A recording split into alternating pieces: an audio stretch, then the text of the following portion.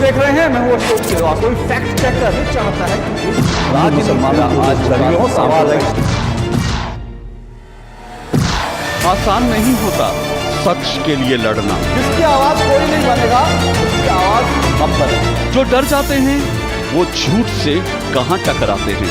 जो गरीब के स्कूल में, गरीब के स्वास्थ्य के लिए खर्च होना चाहिए, वो लूट कर इन्होंने अमीर ठेकेदारों को दे दिया।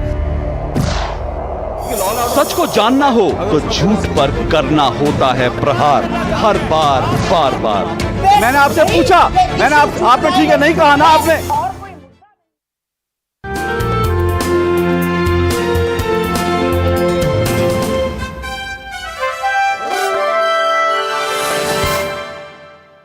नमस्कार, खास मुलाकात में आपका स्वागत है। मैं हूं रमा त्यागी। जम्मू कश्मीर में 5 अगस्त को अनुच्छेद 370 और धारा 35A को निरस्त हुए 4 साल होने जा रहे हैं। क्या कुछ इन 4 सालों में आया है बदलाव? किस तरह की चुनौतियां थी प्रशासन के सामने और किस तरह से आगे बढ़ा गया, यही जानने के लिए उपराज्यपाल मनोज सिन्हा हमारे साथ हैं। सर, स्वागत है आपका डीडी न्यूज में। सबसे पहले आपसे यही जानना चाहेंगे कि इन 4 सालों में सबसे बड़ी उपलब्धियां आप क्या देखते हैं सरकार की, प्रशासन की? गत 4 वर्षों में मुझे ऐसा प्रतीत होता है कि माननीय प्रधानमंत्री जी के नेतृत्व में जब देश की संसद ने यह फैसला किया 5 अगस्त को, ऐतिहासिक फैसला, उसके बाद से लेकर के आज तक 3-4 बड़े परिवर्तन आप महसूस कर सकती हैं। एक, स्ट्रीट वायलेंस जो कुछ लोगों के द्वारा प्रायोजित हुआ करता था वो पूरी तरह बंद हो गया।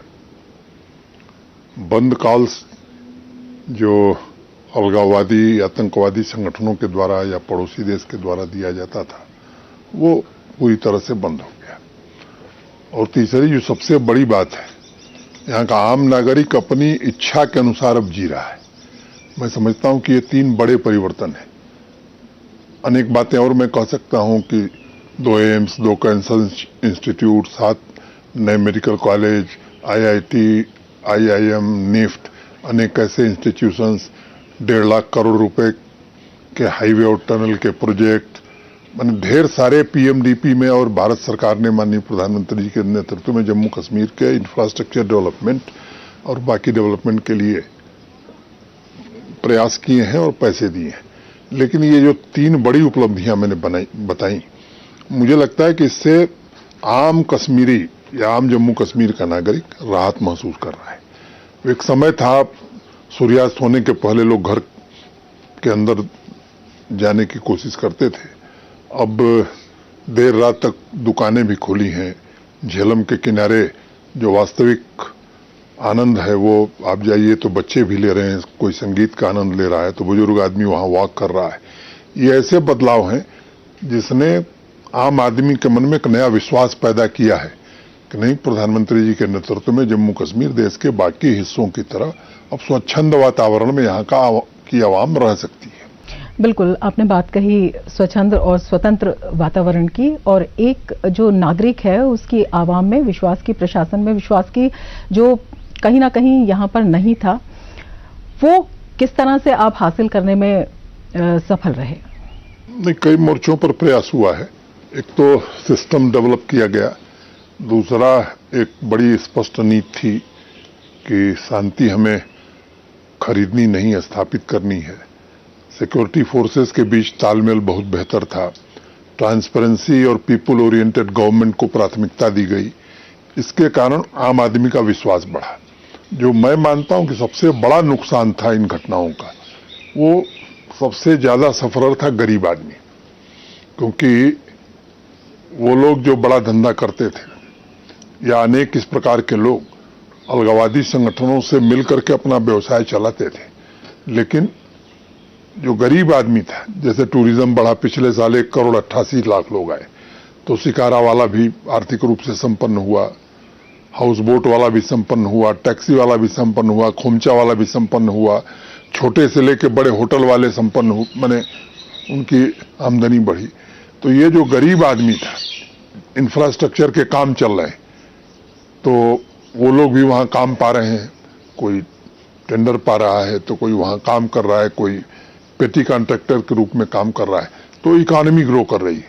और जब वो व्यवस्था चलती थी तो मुझे लगता है कि जो गरीब आदमी था वो सफर करता था, जम्मू कश्मीर की इकॉनमी प्रभावित होती थी, और एक पैरेलल इकॉनमी कुछ लोगों की जो आतंकवाद और अलगाववाद पर पोषित थी वो बढ़ने लगती थी, उसमें गलत काम होते थे। दूसरा, डेवलपमेंट में भी वो बड़ी बाधा पैदा करता था।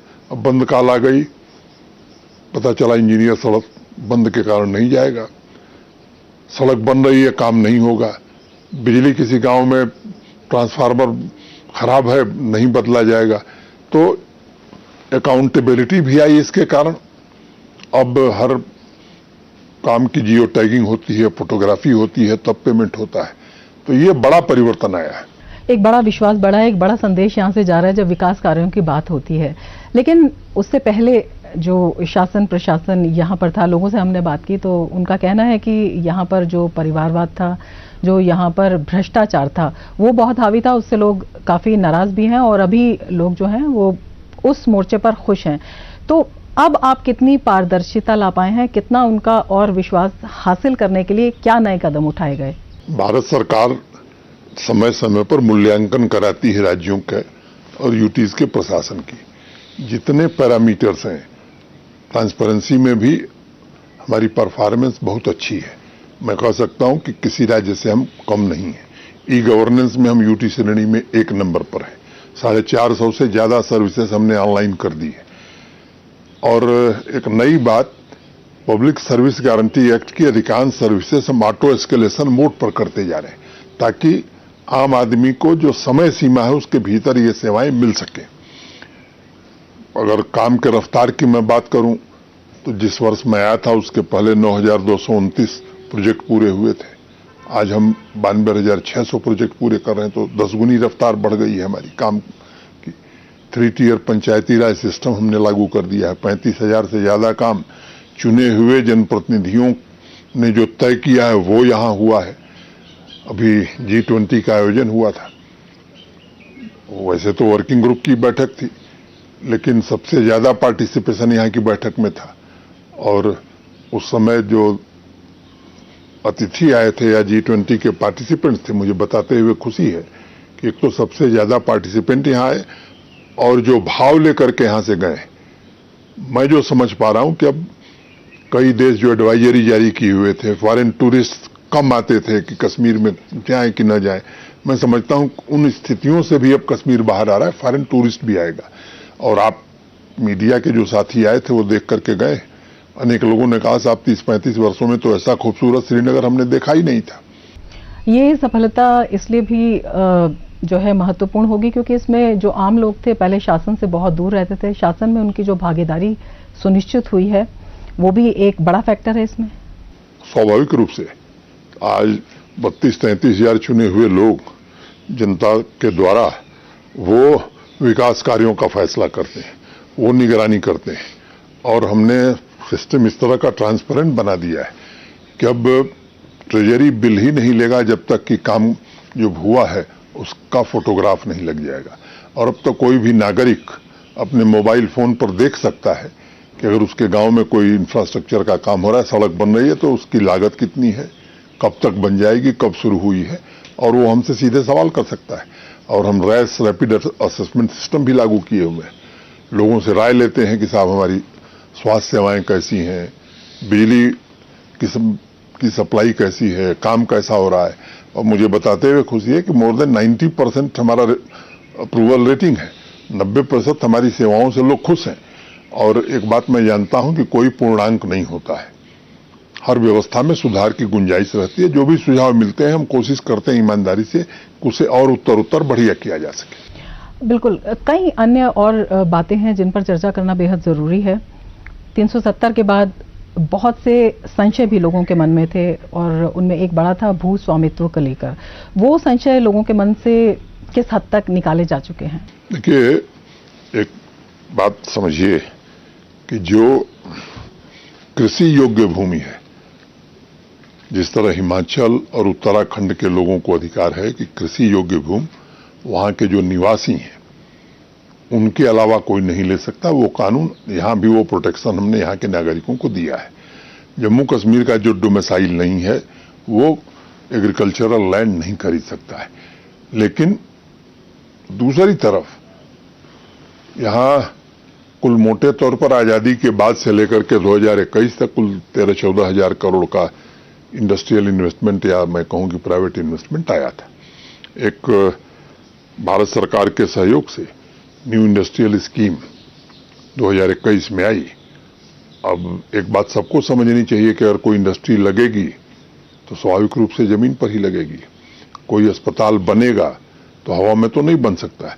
उतना ऑप्शन हमने खोल रखा है और इंडस्ट्रीज के लिए जमीन दी है।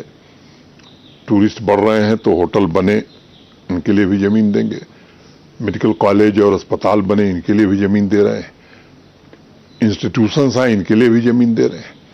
तो मुझे लगता है कि और इसका स्वागत भी यहाँ के लोग कर रहे हैं। औद्योगिक नीति को लेकर या निवेश को लेकर जो लक्ष्य रखा गया था वो कहां तक हासिल हुआ है? आप अगर पूरी पॉलिसी को पढ़ेंगी तो एक बात बताते हुए मुझे प्रसन्नता है कि आज देश के किसी राज्य से हमारी इंडस्ट्रियल पॉलिसी बेहतर है। सबसे ज्यादा इंसेंटिव हम दे रहे हैं। और जब पॉलिसी बनी थी तो 28,200 करोड़ रुपए तक के निवेश की संभावना के अनुरूप बनी थी। मुझे बताते हुए प्रसन्नता है कि 80,000 करोड़ से ज्यादा के प्रस्ताव हमारे पास आए हैं। 25,000 करोड़ के काम जमीन पर हो रहे हैं। अभी 2 दिन पहले गृह मंत्री जी की अध्यक्षता में भारत सरकार के कॉमर्स मिनिस्टर भी थे, मैं भी था, एपेक्स कमेटी की बैठक थी। तो उसमें हमने आग्रह किया कि जो संभावना दिख रही है इस लिमिट को हमें बढ़ाना पड़ेगा। लैंड की दिक्कत थी बीच में थोड़ी, अब उस दिक्कत से भी हम बाहर निकल गए हैं। मुझे लगता है कि मैं पूरी तरह आश्वस्त हूं। इंफ्रास्ट्रक्चर के काम में टाइम लगता है, सैंक्शन और प्रोडक्शन। कई यूनिट प्रोडक्शन में आ गई, कुछ 2-3 महीने में प्रोडक्शन में आ रही, लेकिन मेरा अपना अनुमान है कि न्यूनतम 75,000 करोड़ का इन्वेस्टमेंट यहाँ आएगा। बिल्कुल, इन्वेस्टमेंट आएगा, कारोबार से और उससे रोजगार मिलेगा नौजवानों को। बिल्कुल, रोजगार के बारे में ही पूछना चाह रहे थे क्योंकि 370 से पहले जो युवा था वो भ्रमित था। बेरोजगारी एक बड़ी समस्या थी उस भ्रम की। तो वो भ्रम कितना दूर किया गया है? युवाओं को क्या सहूलियतें दी गई हैं और किस तरह से उनका मार्गदर्शन किया जा रहा है? पिछले 3 वर्षों में 28,000 से ज्यादा, मैंने लगभग 30,000 के आसपास सरकारी पद भरे गए। पहले से ही यहाँ सरकारी नौकरियां बहुत ज्यादा हैं अगर दूसरे राज्यों की तुलना में आप देखेंगी तो। ये जो इंडस्ट्रियल इन्वेस्टमेंट आ रहा है इसके कारण भी रोजगार मिला है और एक मेरा अनुमान है कि 5 लाख युवाओं को रोजगार मिलेगा। तीसरा, सेल्फ एम्प्लॉयमेंट पर काफी हमने ध्यान केंद्रित किया है। और बैक टू विलेज जब हम कार्यक्रम करते हैं, बैक टू विलेज 4 हो गया 4 बार, तो उसमें एक मुख्य उद्देश्य हमारा ये रहता है कि हर पंचायत से अनएम्प्लॉयड यूथ को आइडेंटिफाई करना जो खुद अपना कुछ करना चाहता है, सेल्फ एम्प्लॉयमेंट चाहता है। और आपको मालूम है कि प्रधानमंत्री मुद्रा योजना में 10 लाख रुपए का ऋण बिना किसी कोलेटरल के बैंक देते हैं। मेरा अपना अनुमान है कि 5 लाख से ज्यादा नौजवानों को इस योजना के अंतर्गत हम लोग रोजगार दे चुके हैं। और वो खुद नहीं बल्कि 1-2 लोगों को उसने रोजगार रखा भी। एक नया डिपार्टमेंट ही हमने बनाया मिशन यूथ आने के बाद। अगस्त में मैं आया था, 31 अक्टूबर को बैठक करी और नवंबर में हमने डिपार्टमेंट बना दिया। अनेक स्कीम, तेजस्विनी, मुमकिन, राइज टुगेदर, हौसला, महिलाओं के लिए और नौजवानों के लिए हमने बनाई और उन योजनाओं का लाभ ले रहे हैं लोग। 6 लाख से ज्यादा बहनें हमारी सेल्फ हेल्प ग्रुप के माध्यम से जुड़ी हैं। मुझे बहुत प्रसन्नता है कि कुछ सेल्फ हेल्प ग्रुप में जो प्रोडक्ट्स हैं वो तो देश नहीं बाहर भी उनकी डिमांड बढ़ गई। यहाँ का जो पारंपरिक कालीन, पश्मीना का काम था, बहुत ऐसी कलाएं थी जो विलुप्त हो गई थी, जन्मदा आर्ट, तो उसको भी पुनः रिवाइव करने में हमें सफलता मिली है जीआई टैगिंग के माध्यम से, क्यूआर कोडिंग के माध्यम से, और फिर से हमारा एक्सपोर्ट बढ़ने लगा है। तो रोजगार के मोर्चे पर हमने काफी प्रयास किया है। जो सरकारी पद हैं वो भरे जाएं, लेकिन सरकारी नौकरी की एक सीमा है। उसके अलावा कैसे लोगों को और रोजगार दिया जा सकता है, इस पर गंभीरता से काम किया गया है। और ये स्थिति हम पैदा करना चाहते हैं कि जो भी युवा यहाँ अगर स्वरोजगार करना चाहता है तो मैं आज आपके टेलीविजन के माध्यम से ऐसे युवा से निवेदन करना चाहता हूं कि वो आवे मिशन यूथ के कार्यालय में, निश्चित रूप से उसे सहायता दी जाएगी। बहुत सारी ऐसी योजनाएं हैं जिनके बारे में गलतफहमी भी क्रिएट करने की कोशिश की गई, जैसे हाल ही में प्रधानमंत्री आवास योजना को लेकर भी काफी जो है ये बात सुर्खियों में रही कि बाहरी लोगों को इसमें जगह दी जा रही है। इस बारे में आप क्या कहेंगे? मैं बहुत कैटेगरिकली ये बात कहना चाहता हूं कि प्रधानमंत्री आवास योजना में 1,99,500 आवास अभी तुरंत भारत सरकार ने दिए थे। मुझसे व्यक्तिगत रूप से कई लोग मिलने आए, उन्होंने कहा साहब हम एलिजिबल हैं, उस लिस्ट में मेरा नाम है, लेकिन हमारे पास जमीन नहीं है।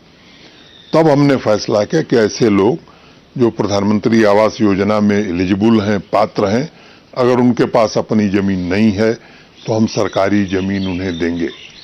बाकी देश के बाकी राज्यों में एक ऐसा कानून भी, ऐसी व्यवस्था भी है, यहां नहीं था, वो हमने कानून बना दिया और 2,711 प्रधानमंत्री आवास योजना के एलिजिबल कैंडिडेट्स को हमने 5 मरला जमीन हर को एक व्यक्ति को दी है। दूसरा तथ्य मैं आपके ध्यान में लाना चाहता हूं, SC/ST कैटेगरी के जो लोग हैं उनके लिए लगभग 47-48 हजार आवास अभी है। उसमें यहाँ चूंकि ट्राइबल की आबादी ज्यादा है तो लगभग 40,000 आवास ट्राइबल आबादी के लिए। उसमें एक कम्युनिटी है बकरवाल, वो भूमिहीन है बेचारे। आज जो सरकारी आंकड़े उपलब्ध हैं उसमें 8,000 ऐसे बकरवाल परिवार हैं जो प्रधानमंत्री आवास योजना में एलिजिबल हैं। हमारे ट्राइबल प्लान में उनके लिए आवास है, उनके पास जमीन है, उनको भी हम जमीन देंगे। राजनीतिक रूप से, हर राजनीतिक चश्मे से हर फैसले को नहीं देखा जाना चाहिए। और मुझे लगता है कि मैं समझ सकता हूं कुछ लोगों का दर्द, जो ये मानते थे कि सरकारी जमीन, सरकारी संपत्ति, ये सब हमारे और हमारे इर्द गिर्द लोगों को इस्तेमाल में लानी चाहिए। उनको ये समझना चाहिए कि जमाना बदल गया है और माननीय प्रधानमंत्री जी ने देश के गरीब, किसान, बेरोजगार नौजवान को ताकतवर बनाने के लिए एक मुहिम भारत में चलाई है और जम्मू कश्मीर भी उस मुहिम के साथ है। प्रधानमंत्री जी के निर्देश पर गरीब कल्याण के सारे फैसले जम्मू कश्मीर प्रशासन ले रहा है। जब भी बात होती है 370 की, एक बड़ा सवाल आता है कश्मीरी पंडितों के पुनर्वास का, उनकी सुरक्षा का, उनके संरक्षण का। इस दिशा में जो वायदे किए गए थे वो किस हद तक पूरे हुए हैं? पूरी संवेदनशीलता के साथ कश्मीरी माइग्रेंट्स की समस्याओं को हमने हल करने की कोशिश की है। कुछ लोग बात करते हैं, मोदी जी के नेतृत्व में हम लोगों ने इस काम को धरातल पर लाने का प्रयास किया है। 2 पैकेज आए, पहले 3,000 नौकरी 3,000 घर, फिर मोदी जी के आने के बाद 3,000 नौकरी 3,000 घर। ये पद भरे नहीं जाते थे। तकनीकी आधार पर एक, मैं कहूं कि साजिश के तहत कश्मीरी पंडितों को नौकरी न मिले इसका प्रयास होता था। पहला फैसला हमने किया कि ये 6,000 पद भरे जाएंगे। मुझे खुशी है कि आज लगभग सारे पद भर दिए गए। जहां तक 6,000 घर बनाने का सवाल है, 600-700 घर बने थे, इसके लिए जमीनें ही नहीं मिलती थी। आज मैं आपको ये बात बताना चाहता हूं कि अब हर प्रोजेक्ट के लिए 6,000 घर बन जाए, इसके लिए जमीन पूरी तरह दे दी गई है। कई स्थानों पर काम एडवांस स्टेज में है। 1700-1800 घर हमारे पूरे हो गए हैं, 500-600 और हम पूरे करने जा रहे हैं। अगले साल तक कश्मीरी पंडितों को जो उस योजना के अंतर्गत घर मिलना है वो मिल जाएगा। जैसे जैसे बन रहे हैं हम अलॉटमेंट कर रहे हैं। अभी हमने यहाँ जब मैं आया था तो 250-300 लोगों को घर दिया, तो उस योजना पर हम लगे हुए। तो ये तो 2 मुख्य बातें हो गई। समय समय पर 1-2 छिटपुट घटनाएं करके कुछ लोग संदेश देने की कोशिश करते हैं कि नहीं अभी वो बचे हुए हैं कश्मीर में, उनके ध्वंसावशेष दिख रहे हैं। उसके कारण एक वातावरण बना था जिसमें पीड़ा में थे कश्मीरी माइग्रेंट, और उस पीड़ा को मैं समझता हूं, उनसे मैं लगातार संपर्क में हूं और बातचीत के आधार पर जो भी सुझाव उन्होंने दिए उन सुझावों पर अमल किया हमने। अपने ऑफिस में भी हमने एक ऑफिसर नियुक्त किया है जो उनकी समस्याओं को निजी तौर पर सुनता है। हर जिले में हमने एक अधिकारी तैनात किया हुआ है और जो उनकी प्रमुख मांगे थी, सुरक्षित स्थानों पर उनकी तैनाती हो, वो कर ली गई। 2015 में वो अपॉइंट हुए थे। अपॉइंटमेंट के बाद उनका प्रमोशन नहीं हुआ था क्योंकि सुपर न्यूमररी पोस्ट के अगेंस्ट अपॉइंट हुए थे, उनके प्रमोशन कर दिए गए। तो उनसे मैं निरंतर संपर्क में हूं। उनकी समस्याओं का समाधान करना हमारी सर्वोच्च प्राथमिकता में है और माननीय प्रधानमंत्री जी का निर्देश भी है।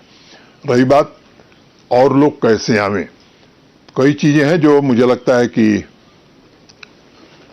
आपके चैनल पर मैं नहीं कहूंगा, लेकिन इतना मैं आपको और आपके चैनल के माध्यम से देश को आश्वस्त करना चाहता हूं कि अभी कई योजनाएं पाइपलाइन में हैं।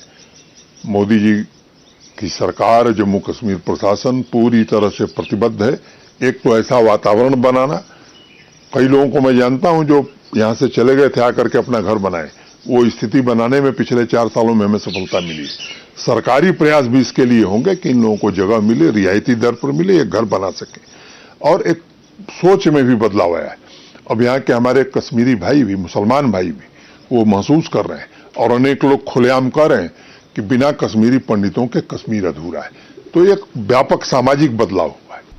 एक बड़े बदलाव की आपने बात की है, सामाजिक बदलाव की। सुरक्षा उसके लिए बेहद जरूरी है। आतंकवाद पर लगाम लगाई गई है, टेरर फंडिंग पर भी शिकंजा कसा गया है, लेकिन अभी भी जो छुटपुट कुछ प्रयास होते हैं टारगेट किलिंग का, जिसका आपने अभी थोड़ा सा जिक्र भी किया, क्या आपको लगता है ये बड़ी हताशा है? नार्को टेररिज्म, हाइब्रिड टेररिज्म, इससे जूझने के लिए किस तरह का सामंजस्य है? नार्को टेरर पर पूरे देश में करारा प्रहार किया जा रहा है और मैं समझता हूं कि जो सीमाएं हैं उन पर भी सुरक्षा बल चौकस है और हमारी पूरी दृष्टि है कि नशा मुक्त भारत का जो अभियान है वो जम्मू कश्मीर में भी अच्छे ढंग से चल रहा है। सामाजिक तौर पर भी, सुरक्षा बलों की तरफ से भी हमने सीजर भी किए हैं। अगर पहले की तुलना में देखेंगी तो जेल जाने वाले, गिरफ्तारी, सीजर, ट्रायल और सजा, ये व्यापक रूप से बढ़ा है और हम हर कोशिश कर रहे हैं कि यहां जम्मू कश्मीर को नशा मुक्त बनाया जाए। सामाजिक प्रयास भी हो रहे हैं। अब तो हमने एक अभियान शुरू किया है, नशा मुक्त पंचायत। चुने हुए प्रतिनिधियों के द्वारा, प्रशासन के द्वारा मिलकर के हम धीरे धीरे यह पंचायत, यह नशा मुक्त है, इस अभियान को हम तेजी से चला रहे हैं। वहीं जो सोशल वेलफेयर डिपार्टमेंट है, मैं एक बात कहना चाहता हूं कि जो पीड़ित है, मैंने जो नशा करता है वो तो पीड़ित है बेचारा, गुनाहगार तो वो है जो नशा की खेप ले आते हैं। तो उनको हमें संवेदना के साथ समाज को भी देखना चाहिए, प्रशासन को भी देखना चाहिए। तो ऐसे सेंटर भी बनाए हैं जहां उनकी काउंसलिंग हो रही है, उनके इलाज का प्रबंध है, फिर उनको भी फिर से दोबारा उस रास्ते पर न जाए, सेल्फ एम्प्लॉयमेंट की स्कीम के साथ जोड़ना और नशा का सामान जम्मू कश्मीर में प्रवेश न करे, इसका चौकस इंतजाम करना, इस पर पूरी तरह से हम लोग सजग हैं। एक बहुत बड़ी उपलब्धि है यहाँ पर जो टूरिज्म का रिकॉर्ड आंकड़ा आया है और इसके साथ ही जो फिल्म नीति यहाँ पर शुरू की गई है। कई दशकों के बाद यहाँ पर फिल्मों का प्रसारण भी शुरू हुआ है और फिल्मों की शूटिंग भी शुरू हुई है। किस तरह से सुनिश्चित किया गया है कि इसका पूरा फायदा जो यहाँ के आम लोग हैं उनको भी मिले? देखिए, दो बात समझिए कि एक तो सिनेमा से कश्मीर का बड़ा पुराना नाता रहा है। अगर 80 के दशक में आप जाएंगी तो आपको भी याद होगा, हमको भी याद है, अनेक फिल्मों की शूटिंग यहीं होती थी। जानबूझ करके एक सुनियोजित तरीके से आबादी के हिसाब से श्रीनगर की जो आबादी थी देश के दूसरे शहरों से अगर तुलना करेंगे तो उस जमाने में सिनेमा हॉल भी यहाँ ज्यादा थे। आतंकवाद के इकोसिस्टम ने जानबूझ करके यहाँ की संस्कृति को समाप्त करने के लिए सबसे पहला टारगेट किया, सिनेमा हॉलों को बंद किया। वो भी अब चालू हो गए हैं, बड़ी भीड़ हो रही है। सरकारी तौर पर भी हमने शोपियां में, पुलवामा में पिछले साल, अभी बारामूला, हंदवाड़ा भी सितंबर अंत या अक्टूबर फर्स्ट वीक में हम 3 और सिनेमा हॉल का उद्घाटन कर रहे हैं। किश्तवाड़ में 30 साल बाद सिनेमा हॉल शुरू हुआ। प्राइवेट सेक्टर में भी सिनेमा हॉल एक आ गया, दूसरा आने वाला है। हमने टूरिस्टों की संख्या मैंने बताया 1,88,00,000 पिछले वर्ष थी, जो रिकॉर्ड है, अनप्रेसिडेंटेड है। आजादी के बाद इतने टूरिस्ट कहीं नहीं आए। संख्या काफी ज्यादा आ रही है और तो हम इंफ्रास्ट्रक्चर भी बढ़ाने की कोशिश कर रहे हैं उस दृष्टि से कि हॉस्पिटलिटी सेक्टर में अगर लोग आवे तो महसूस करें कि नहीं अच्छी जगह है। फिल्म लीथ हमने 2021 में बनाई थी, सोच समझ करके बनाई थी, स्टेक होल्डर कंसल्टेशन के बाद बनाई थी और 400 से ज्यादा छोटी बड़ी फिल्मों की शूटिंग यहाँ हो चुकी है। जो यहाँ लोकल कंटेंट यूज करेगा उसको ज्यादा सब्सिडी है। स्थानीय कलाकार आगे आवे, ये हम पूरी कोशिश कर रहे हैं और उनको हर प्रकार की मदद करेंगे। महबूबा मुफ्ती बहुत नाराज हैं आपसे। उन्होंने कहा कि G20 इवेंट राष्ट्र का इवेंट है, बीजेपी ने, प्रशासन ने इसे बीजेपी का इवेंट बना दिया। इसके अलावा अभी जो गिरफ्तारियां हुई हैं, जो लोग आतंकवादियों से संबंधित थे, जिस तरह से हाइब्रिड टेररिज्म की हम बात कर रहे हैं, उन्होंने कहा बेरोजगारी है और उसके बाद जो लोग रोजगार में लगे हुए हैं उनको हटाया जा रहा है। इस पर आप क्या कहेंगे? मैं G20 के आयोजन में जम्मू कश्मीर का आम आदमी इन्वॉल्व था। यहाँ के युवा, यहाँ के बच्चे, यहाँ के विद्यार्थी, यहाँ की बहनें, यहाँ की बच्चियां, जो उत्साह मैंने देखा है और जो चमक उनकी आंखों में देखा है मैंने, उस आधार पर मैं कह सकता हूं कि जम्मू कश्मीर का भविष्य बहुत उज्जवल है। कुछ इक्का दुक्का लोगों को यह तकलीफ हो तो मैं नहीं जानता, लेकिन मैं आपको बहुत जिम्मेदारी से ये बात कह रहा हूं कि यहाँ की आवाम 99% से ज्यादा G20 के आयोजन में खुश थी। और अब तो लोग मेरे पास आ रहे हैं, कहा साहब अब तो G20 की बैठक खत्म हो गई, लेकिन G20 का कार्यक्रम हर जिले में, हर पंचायत में कराइए। तो ये संदेश मुझे लगता है कि सबको समझने की जरूरत है कि समय कहां पहुंच गया है, समय के हिसाब से सोचना चाहिए।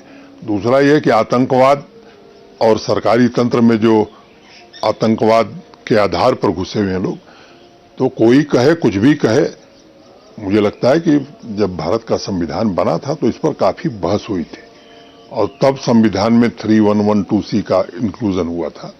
सरदार पटेल, डॉक्टर भीमराव अंबेडकर, हमारे देश के महान नेताओं ने, राष्ट्र निर्माताओं ने इस बात को महसूस किया था कि ऐसी धारा संविधान में होनी चाहिए कि अगर कोई व्यक्ति स्टेट के लिए खतरा है, देश की एकता अखंडता के लिए खतरा है, तो उसको सेवा से निकाला जा सकता है। उसका प्रयोग मैंने किया है और ऐसे लोगों के लिए आगे भी बिना संकोच करता रहूंगा।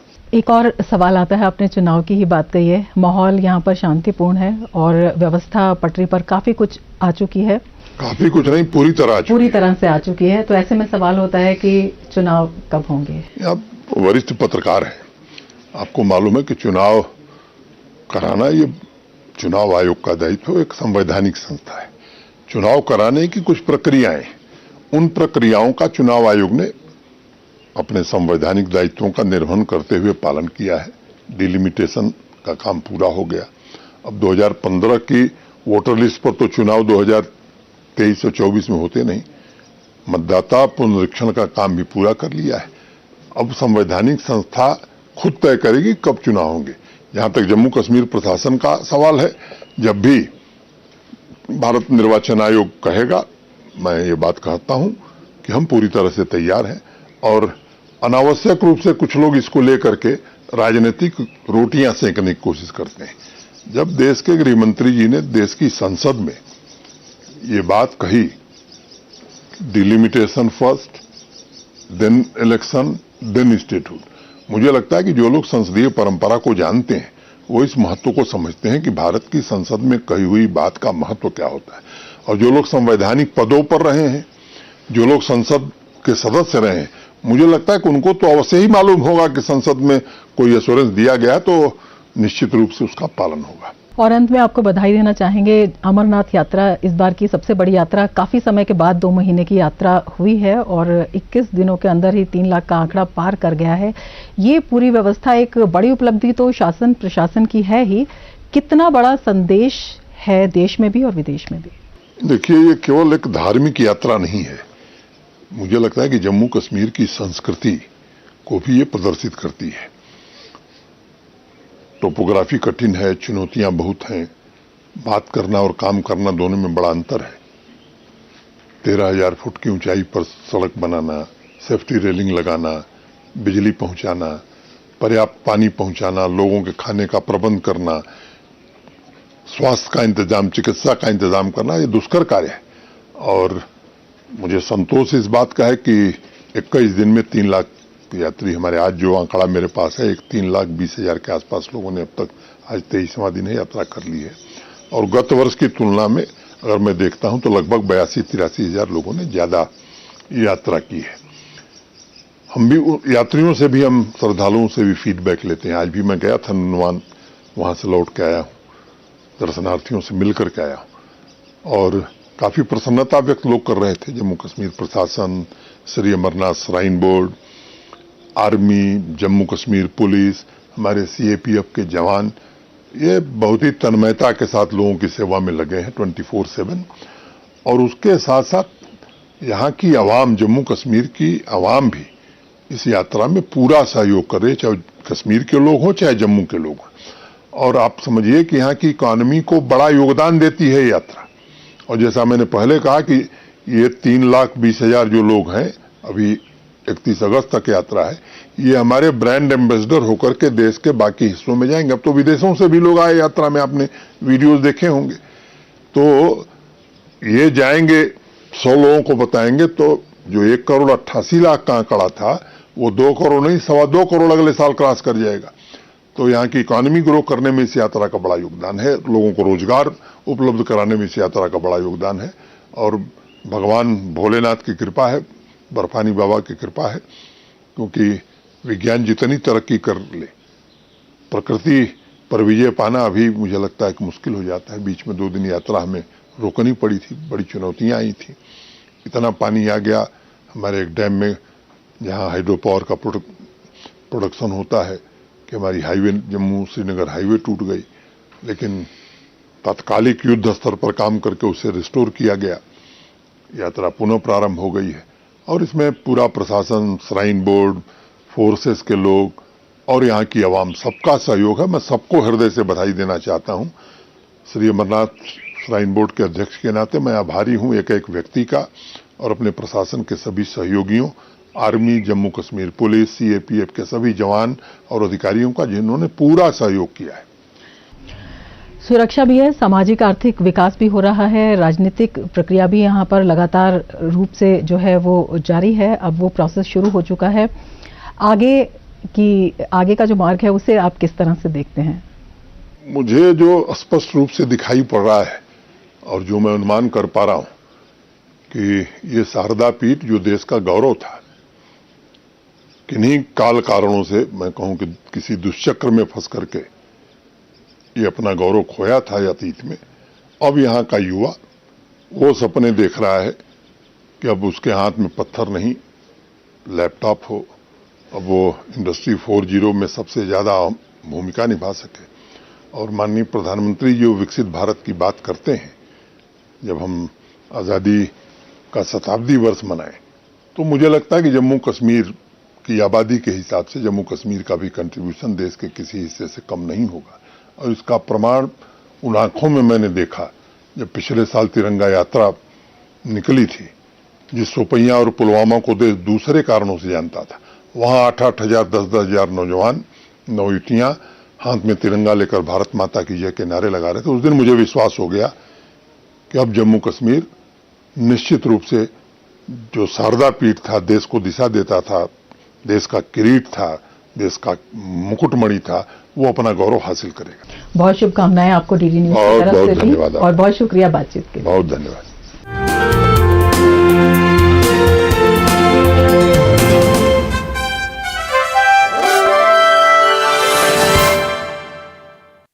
समाज की बेड़ियां तोड़कर हासिल किए अनोखे मुकाम, उज्जवल भविष्य के स्वप्न के साथ उन्मुक्त गगन में भरी उड़ान, बाधाओं के बंधन काट